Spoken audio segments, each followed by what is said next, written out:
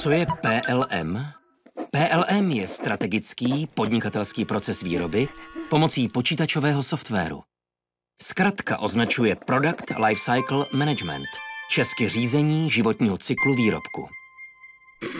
Někteří tvrdí, že jediné důležité v PLM je řízení procesů a holá produktová data, čísla, kusovníky. Ale ty nejsou jako živé. Vezměte si třeba návrh komunikačního zařízení. Ukážu vám, že PLM je mnohem víc. Firma A chce prodávat přístroj pro e-mailování a blogování. Od zákazníků se na online kolaborativní platformě dozví, že její zákazníci by přístroj fakt rádi používali i jako telefon. Ještě, že se jich firma zeptala. Za využití těchto dat navrhnou s pomocí 3D softwaru designéři firmy trojhranný přístroj, který nazvou iTry. Když se o koncept podělí na online platformě, marketingové oddělení i zákazníci šílí. Nikdo přece trojhranný přístroj nechce. Jeden zákazník navrhne kulatou verzi produktu a nazve ho iRound.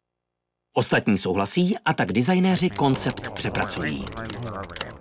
Díky 3D dostupným datům iRoundu mohou konstruktéři ověřit, jestli jsou materiály a součástky pro jeho výrobu dostupné v dodavatelském řetězci. Vyhovuje produkt legislativě trhů, kde se má prodávat? Splňuje normy pro ochranu životního prostředí? Po určitém pilování je návrh hotov a připraven k předání konstruktérům.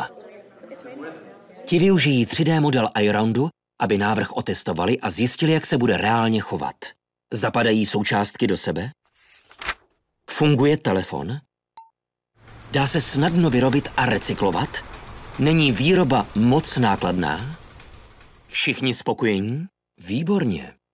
Výrobní závody použijí 3D výrobní instrukce pro produkci iRoundu. Marketéři zase použijí fotografie a videa iRoundu pro inzerci a podporu prodeje.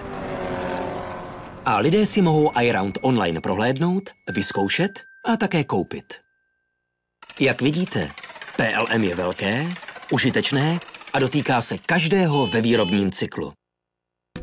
Nenechte si ujít ani další díl naší animované série.